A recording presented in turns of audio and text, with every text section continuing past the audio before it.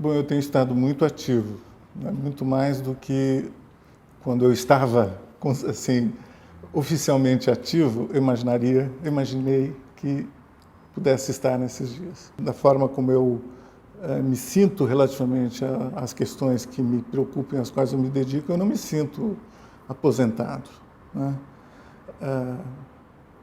Definitivamente não me sinto, né? E continuo cheio de planos, né? Não tento pensar muito no futuro, longo prazo, porque, enfim, quando você encara a realidade como como a vida apresenta, muitas vezes esses planos podem parecer insensatos, né? Então, não estimulo internamente esse olhar. E essa atividade vem não assim, uma demanda, de um compromisso externo que me obrigue a fazer uma série de coisas. Quer dizer, quando o executivo está no seu período ativo, né, ele tem uma agenda ocupada de reuniões, de eventos, de compromissos, de tarefas que ele precisa cumprir, que impõem uma agenda para eles, né? Basicamente, a diferença é que agora quem põe a agenda sou eu, né? E muitas vezes você é muito mais exigente com você do que as outras pessoas são, né? Então eu me ocupo demais hoje, né? Me sinto sempre em dívida com as coisas, relativamente às coisas que eu mesmo me determino fazer, né? Seja um livro que eu acho que eu preciso ler e que não faço na forma disciplinada que exigiria, sejam os temas que me preocupam, aos quais eu gostaria de estar me dedicando com mais profundidade. Então, apesar de, oficialmente, quem observa de fora a minha nova situação, eu devesse ter muito mais liberdade, internamente eu me sinto assim, muito mais comprometido com uma série de coisas, que é um compromisso que, no fundo, está estabelecido comigo mesmo, né? E se você é muito exigente com você mesmo, você vai se sentir sempre em dívida. Então é uma sensação boa e às vezes um pouco incômoda de quem, enfim, está faltando tempo para tudo que eu quero fazer. Mas eu não me queixo da vida nesse momento, não. Acho que ela está tirando essa sensação de endividamento, né? Eu acho que eu estou assim, na medida adequada, equilibrando a vida profissional com a vida pessoal, né? Com a vida familiar, né? Eu tenho podido, assim, me dividir de forma satisfatória entre essas três dimensões. Eu já estou com 60 e tantos anos, quase 70, né? E ter alguns planos nessa idade, visto por alguém mais jovem, poderá parecer insensato. Mas o fato é que me faz bem ter essas aspirações ainda e acreditar na possibilidade de concretizá-las, né? Então, e elas não são ambiciosas, assim, no sentido de não levará a nada de extraordinário a não ser um estado de satisfação pessoal. Eu tenho viajado muito mais do que quando eu estava numa função executiva. Eu fazia que, aliás, eu tenho até viajado menos, mas eu tenho viajado mais do ponto de vista de desfrutar a viagem como uma experiência pessoal e não profissional, né? Então, mas a viagem a que me refiro é uma viagem, ela talvez seja menos também uma viagem no sentido clássico, né, de estar me referindo a um outro lugar, assim, num outro momento, mas é também uma viagem muito mais interior, quer dizer, de eu voltar a lugares que foram importantes na minha infância, de conhecer mais profundamente lugares que foram importantes para os meus pais. Então, talvez a palavra viagem ela se coloque mais no sentido metafórico, assim, do que provavelmente no sentido turístico. Há algum tempo atrás, um professor da GV pediu para eu escrever ele fez uma matéria sobre vários executivos em que ele queria explorar aspectos da vida dessas pessoas no período anterior à sua vida profissional, mas que tivessem sido determinantes da trajetória profissional que as pessoas tiveram. E nós tínhamos feito uma entrevista e eu não gostei da entrevista, da versão que ele deu para a entrevista. Não que ele tivesse errado em nada, mas as coisas que eu falei não eram coisas que, naquele momento, expressavam de forma correta aquilo que eu queria dizer, eu quis dizer. Então, eu pedi para ele para eu reescrever, né? Porque ele tinha usado, na realidade, a entrevista para escrever uma história. Não foi a entrevista que eu quisesse mudar. É que a história que ele estava escrevendo a partir da entrevista, eu falei assim, não é exatamente essa a minha história.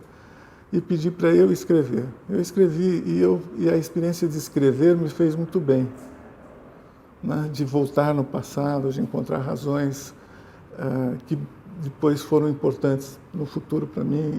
E essa experiência confirmou que essa viagem que eu quero fazer pode ser interessante. Eu escrevi num dia só, e ao fim do texto escrito, eu me senti exausto e satisfeito, gozado. A satisfação não era tanto de ler e, enfim, estar satisfeito com as palavras que eu tinha encontrado. Eu estava satisfeito com o reencontro que eu tinha tido com algumas coisas, né? De recordar algumas coisas e ver o significado delas, ver como elas tinham sido importantes para mim. Eu tinha, acho que uns 14, 15 anos, quando meus pais me levaram para assistir, e as minhas irmãs, para assistir aquela peça, a montagem que estava sendo feita no Brasil de My Fair Lady. Foi uma coisa que me deixou impressionado, né? Passei a gostar muito de teatro, e a querer ir em teatro. É a história de uma moça muito pobre, florista, que tem uma linguagem horrível, aquela linguagem cockney lá, aquela gíria, aquela pronúncia inglesa de Londres, da zona do mercado de Londres. É uma moça sem educação e que tenta vender flores para dois nobres ingleses que estão saindo da ópera. Assim, verem aquela moça impertinente e assim, ridícula naquela sua forma de se expressar, acabam fazendo uma aposta de que se um deles, que é um estudioso da língua, a ensinasse a falar corretamente, ela seria aceita, seria capaz de torná-la aceita e enganar toda a sociedade inglesa como sendo alguém de origem nobre também. E ela passa, então, uma temporada na casa desse professor Higgins, lá, aprendendo a falar, né, e a se comportar, a ter postura. E submetida a esse treinamento, um dia ela é levada para um evento na sociedade inglesa, em que estão lá nobres, etc., e ela se apresenta como uma pessoa nova que está chegando, bonita, e que se porta de forma assim, elegante. Aquela história dele, aquela aposta dele, ele vence a história. E ela, então, vivida essa experiência, ela era uma outra pessoa, né? A moral, assim, aparente da história é de que alguém educado, assim, vencerá na vida, né? Mas a moral subjacente, que eu acho que é a verdadeira, na realidade, não é de que o que aquela mulher adquiriu naquele processo não foi o mais importante, não foi o domínio do inglês e a forma elegante de se comportar.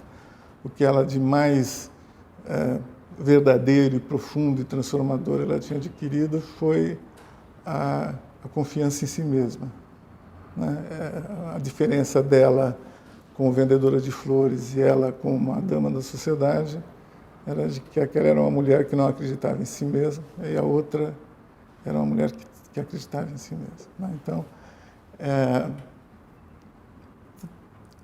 isso eu percebi depois, né, que talvez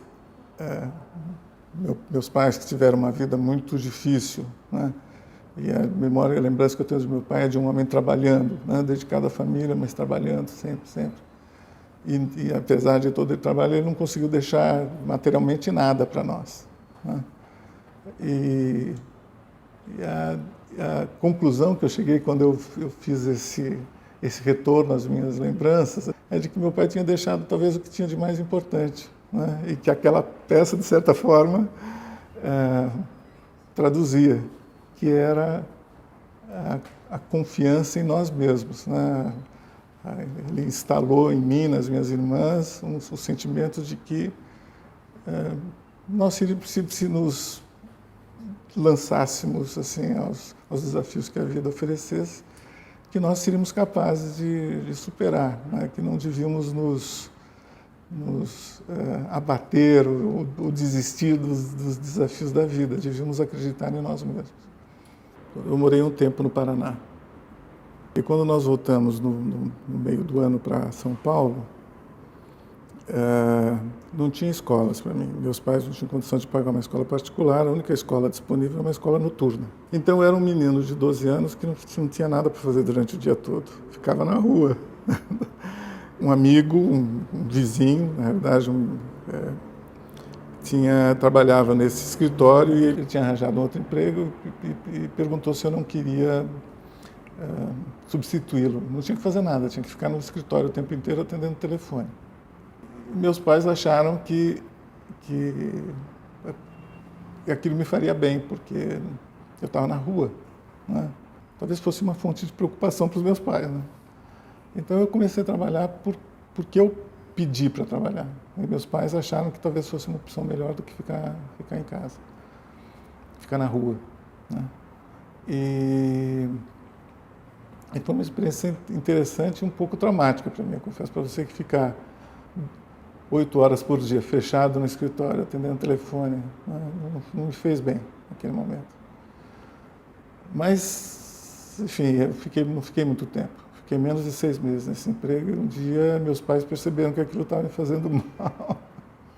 Eu saí, mas depois eu voltei a trabalhar já com 14 anos no Banco Holandês Unido, como office boy e que servia café. Aí eu fiquei no Banco Holandês Unido durante quase um ano.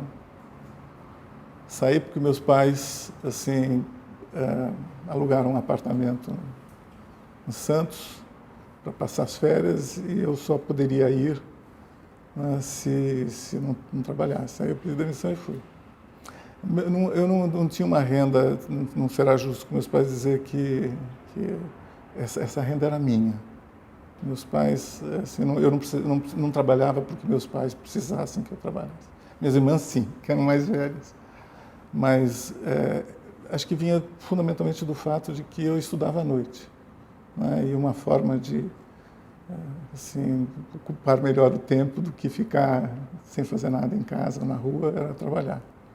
E no banco era um trabalho de meio período, né? O trabalho entrava às 7, saía às 1, então eu tinha a tarde e à noite eu ia para a escola.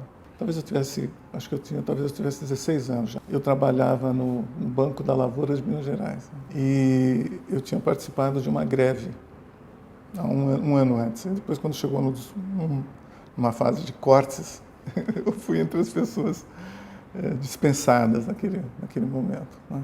Eu tinha 16 anos.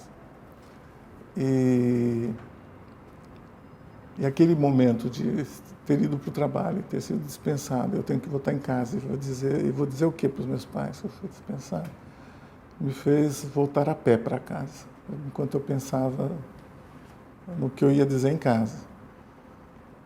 E foi um processo muito interessante, assim, enfim, que eu tinha que falar a verdade e que eu estava orgulhoso daquilo, né?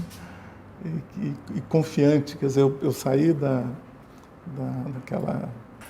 naquele momento supostamente negativo de ter sido chamado para dizer, olha, não precisamos mais de você aqui, para uma situação de olhar para frente com otimismo. Foi uma experiência, acho que valiosa para mim.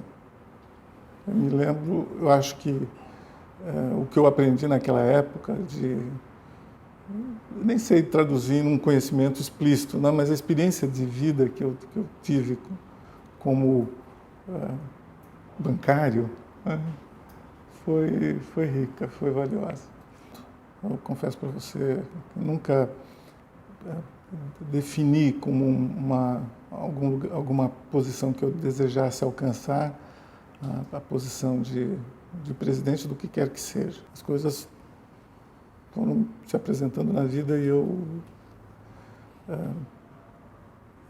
vivendo as situações oferecidas. Então era um sentimento muito forte de realização, de satisfação. E um outro sentimento que, na realidade, que era muito incômodo, né? Que era o de você... Eu não tinha sido contratado para ocupar uma posição e a obrigação que você tinha que atender resultante daquilo eram aquelas coisas escritas no contrato. Eu não tinha isso. Fiz aquilo, então atendi as minhas expectativas, ou não fiz, falei por isso. Não se tratava disso, se tratava o próprio processo que leva à escolha das pessoas, de uma expressão de confiança exagerada, né? Desproporcional, irrealista, né? De as pessoas, ao votarem, ao te escolherem, estarem dizendo: confiamos que você será capaz de nos liderar e vencer todos os obstáculos que temos pela frente, sem qualificá-los, né? E essas pessoas que estavam fazendo isso não eram empresários, eram pessoas profissionais da empresa, empregados da empresa, né? Que estavam colocando nas suas mãos um peso de responsabilidade assim, para o qual internamente eu não me sentia capaz de assumir, né? Quer dizer, assumir aquela entrega de confiança. Não o cargo. O cargo, eu diria, eu sou capaz de executar, mas aquela entrega de confiança, que era uma responsabilidade muito maior do que a descrição do próprio cargo estabelecia, era muito incômoda, né? Eu precisei de ajuda naquela época, se você quer saber. Eu conversei inicialmente com um médico clínico que é meu amigo, né? E que me encaminhou para uma psiquiatra, com quem eu tive várias sessões de não sei se posso chamar de análise aquilo, né? Mas em que eu compartilhava aquele sentimento e ela me ajudava a entendê-lo e a lidar com ele, né? Esse sentimento, ele esteve presente, eu diria, ao longo de toda a minha... Fiquei 9 anos na presidência. Ele era muito mais forte e perturbador nos primeiros anos. Depois ele foi assim, sendo um pouco mais assimilado, mas esteve sempre presente. Não era uma coisa que pudesse ser atribuída exclusivamente à minha personalidade, ao meu temperamento, às minhas fraquezas, né? Acho que é uma condição que vem do próprio processo, como a Promon te envolve, constrói em você sentimentos de compromisso, de responsabilidade, de pertencimento. É uma combinação de sentimentos, acho que todos bons, mas que todos combinados formam uma carga pesada. Eu não cheguei à presidência da Promon contratado, eu estava aqui já há mais de 20 anos, né? Acaba fazendo com que seja transferido para as pessoas, assim, para essas pessoas que são as escolhidas, acho que a palavra que sintetiza isso é confiança, construída ao longo desse tempo. E as pessoas meio que abdicam inconscientemente desse exercício crítico, como se elas dissessem assim: eu estou tranquilo, deixa eu cuidar do meu trabalho técnico aqui, porque essas outras questões ele vai saber como fazer, né? Então essa entrega, né, essa abdicação de um conflito que pudesse levar à escolha de um caminho muitas vezes compartilhado, e que, portanto, a responsabilidade é dividida, acaba se concentrando em poucas pessoas. Um atenuante disso, né, ou talvez seja até um dos elementos que faz com que isso sobreviva, essa atitude sobreviva, é que, apesar de... É uma situação meio paradoxal. Acho que a participação acionária de cada um de nós é muito pequena na empresa. Nenhum de nós, individualmente, ou mesmo num grupo, detém elementos, um grupo aí de 10 ou 15 pessoas detém uma participação acionária que pudesse definir como detendo o poder, como sendo um controle. Não existe isso. Então, como é que seria um processo de uma decisão complicada? Que foram tomadas várias, algumas certas e muitas erradas. Quem vai tomar é o executivo, mas ele vai conversar com tantas pessoas quantas ele achar que tem alguma coisa importante a dizer para aquilo, mas no final quem toma a decisão dele. Né?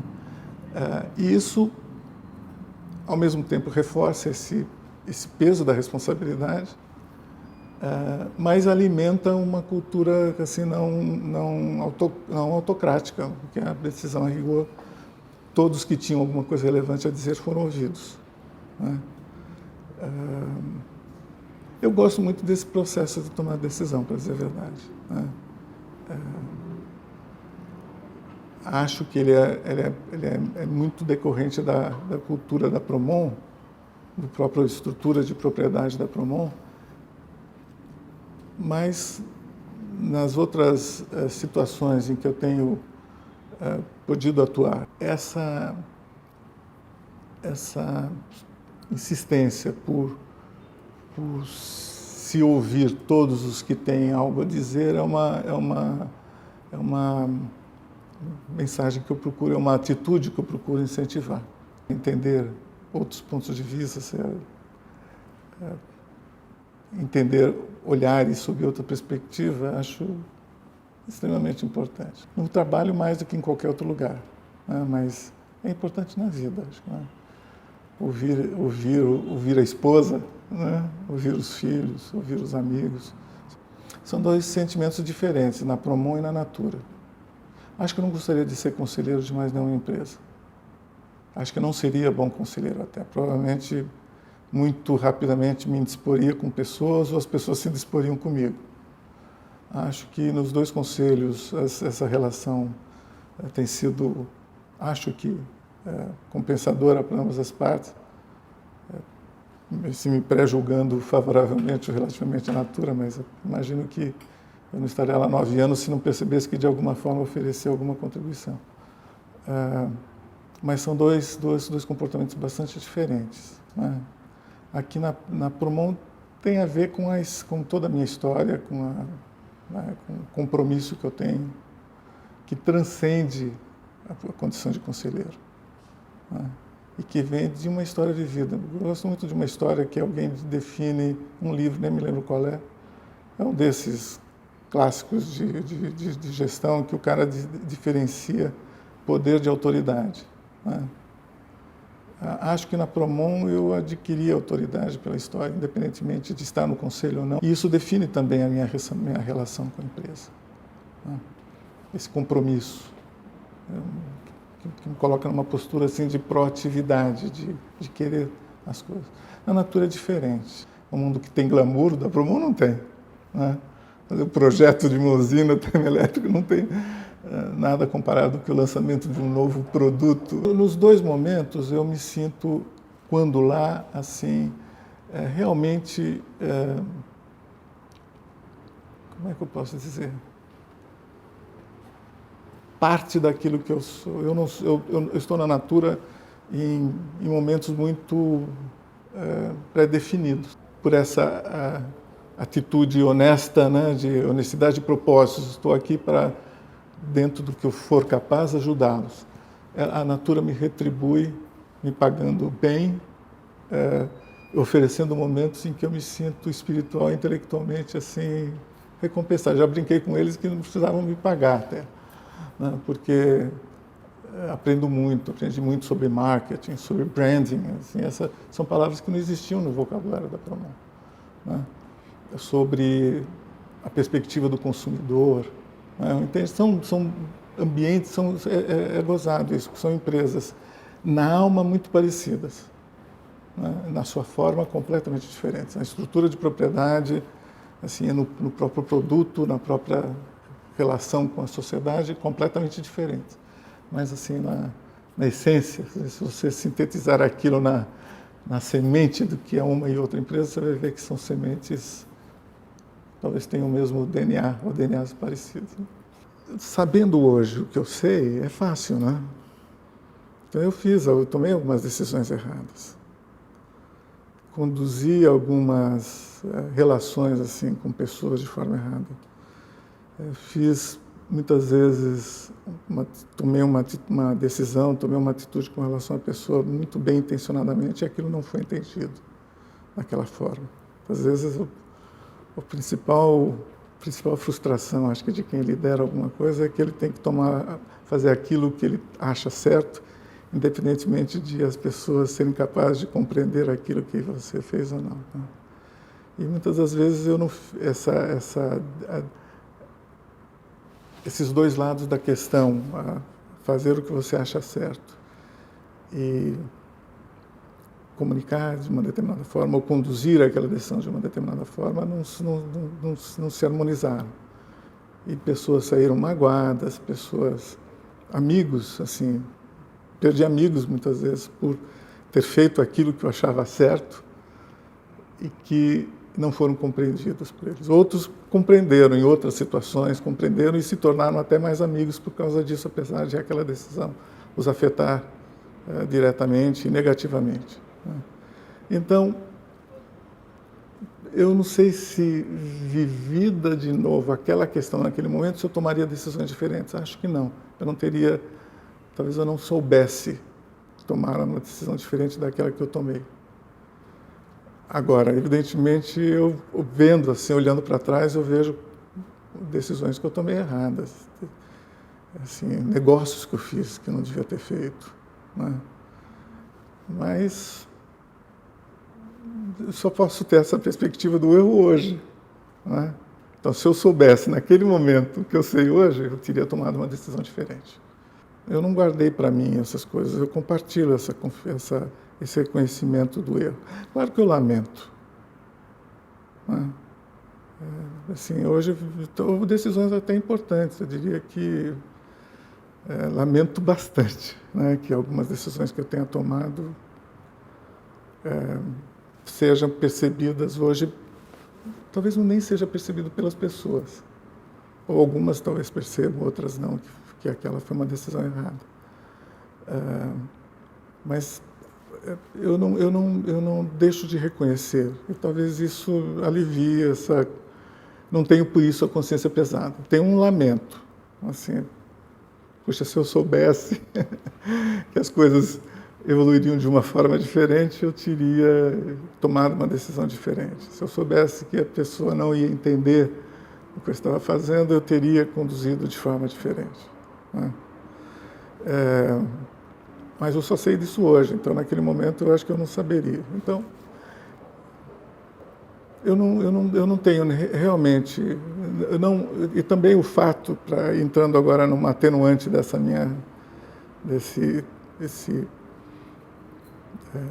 peso, né, na consciência. Eu procurei levar muito a sério essa história de ouvir as pessoas. Então, no fundo, a decisão foi minha, mas ela foi construída a partir do que eu ouvi das pessoas. Então, tanto as certas também.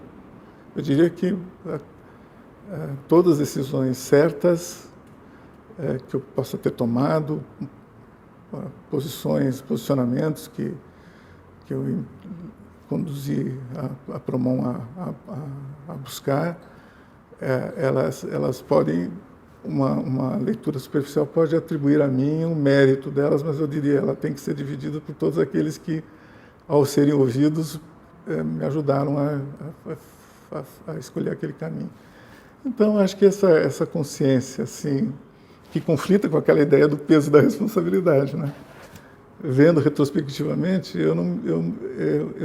é gozado isso, porque acho que antes de acontecer eu senti o peso da responsabilidade, depois de vivido eu sinto essa responsabilidade de alguma forma foi compartilhada, então não me sinto nem tão merecedor dos louros nem da culpa, por ter sempre ouvido as outras pessoas. Eu não escondo isso, até em situações, em discursos, em ocasiões que eu me valho, né, da palavra para compartilhar sentimentos com as pessoas, eu admito essas coisas. Vividos esses 50 e tantos anos de história da Promon, qual foi a grande realização da Promon? A primeira imagem que me veio à mente foi das obras que nós fizemos. A Promon tem participação em grande parte das coisas que proporcionaram ao Brasil degraus do seu desenvolvimento. E é isso que a gente mostra nos livros que festejam nossos aniversários, as obras que fizemos. Mas, na verdade, acho que a principal obra da Promon foi o quanto ela foi importante para as pessoas que passaram nela, e como elas ajudaram essas pessoas, como ela ajudou essas pessoas a serem pessoas melhores. Acho que se desenvolverem profissional, humana, assim, espiritualmente. Acho que esse é um sentimento. E eu não é minha autoria, não. Eu sou das pessoas que, tendo liderado a Promon, talvez tenham contribuído para que isso acontecesse. É frequentíssimo a gente encontrar pessoas que passaram pela Promon e que reconhecem na passagem que elas tiveram na Promon uma etapa importante da vida delas, em que elas aprenderam muito, elas cresceram humanamente, elas se incorporaram outros valores para as suas vidas. Acho que, no fundo, talvez seja essa a principal contribuição que a Promon deixou. Eu diria que boa parte das pessoas que passaram por aqui levaram, além do patrimônio que a Promon ajudou, contribuiu para que elas acumulassem, levaram uma experiência de vida assim, valiosa. Eu recebo todos os dias e-mails de despedida e pessoas que reconhecem, agradecem a vida delas na Promon e manifestam o desejo de um dia voltar, né? Acho que é isso. Para mim foi isso. Ou seja, assim, o que a Promon te deixou de mais valioso, acho que eu me tornei uma pessoa melhor na Promon, por causa da Promon, por aquilo que eu vivi aqui, por aquilo que eu aprendi aqui, pelas pessoas que eu convivi, pela perspectiva de vida que ela me ofereceu, mas também pelos bens materiais que ela me proporcionou, que me trouxe a possibilidade de oferecer para minha família conforto, etc. Mas de longe, acho que foi ter permitido que eu me desenvolvesse como pessoa, eu acho. E acho que, no fundo, é isso que as empresas deviam buscar, todas elas. A Promon tem isso como um propósito.